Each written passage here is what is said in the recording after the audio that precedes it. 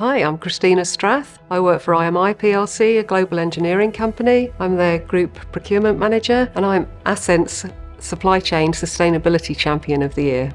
There are a number of companies that just do this as a box-ticking exercise, and at IMI that's not what we're about. We want to have a clean supply chain that we're proud of, not just our own factories, but really right deep in our supply chain. It's not just about accessing new markets and delighting our customers, but it's also making sure that we do the right thing. It's telling us where there are substances of concern within our supply chains that we want to re-engineer out. So, we really want to make sure that we are eliminating those smelters of high risk. We want to make sure that we're removing any substances of concern so that we've got a really clean supply chain. Customers are asking about what we're doing in the ESG field and sustainability all the time, and they're getting more demanding. Having the data all in one place and being able to respond quickly to customers, it helped us be able to support our existing customers, but it also helped demonstrate to new business that we are serious about supply chain sustainability, and it's so powerful having that data all in one place, and at a click of a button